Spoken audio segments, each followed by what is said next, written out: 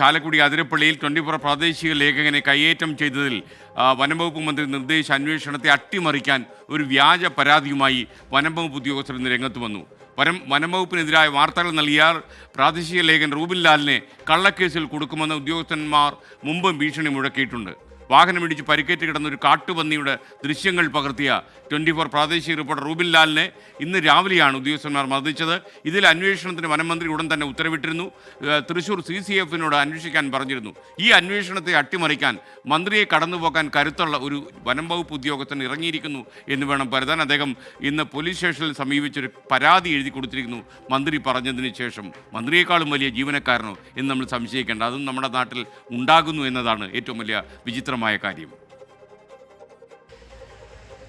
അതിരപ്പള്ളി പത്താറിൽ വാഹനമിടിച്ചു പരിക്കേറ്റ് റോഡരികിൽ കിടന്ന കാട്ടുപന്നിയുടെ ദൃശ്യങ്ങൾ പകർത്തുന്നതിനിടയിലായിരുന്നു 24 അതിരപ്പള്ളി പ്രാദേശിക ലേഖകൻ റൂബിൻ ലാലിന് നേരെ വനംവകുപ്പ് ഉദ്യോഗസ്ഥന്റെ കയ്യേറ്റ ശ്രമം. പന്നി കിടക്കുന്നത് വനഭൂമിയിലാണെന്നും ദൃശ്യങ്ങൾ പകർത്താൻ അനുവദിക്കില്ലെന്നും പറഞ്ഞ ഉദ്യോഗസ്ഥർ റൂബിൻ ലാലിന്റെ ഫോൺ തട്ടിമാറ്റുകയും മർദ്ദിക്കാൻ ശ്രമിക്കുകയുമായിരുന്നു. Pariyaram range Konnakkuzhi station beat officer ജാക്സന്റെ നേതൃത്വത്തിലായിരുന്നു അതിക്രമം.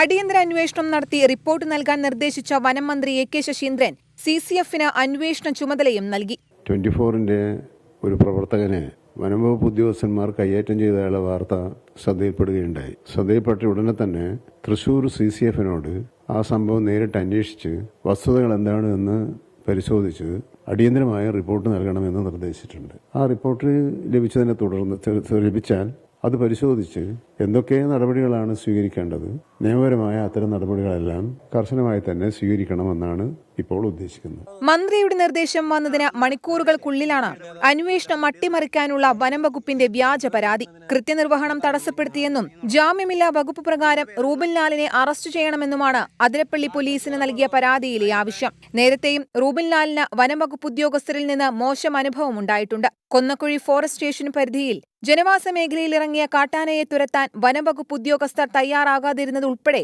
റൂബിൻ വാർത്തയാക്കിയതാണ് പ്രകോപനം. 24 തൃശൂർ.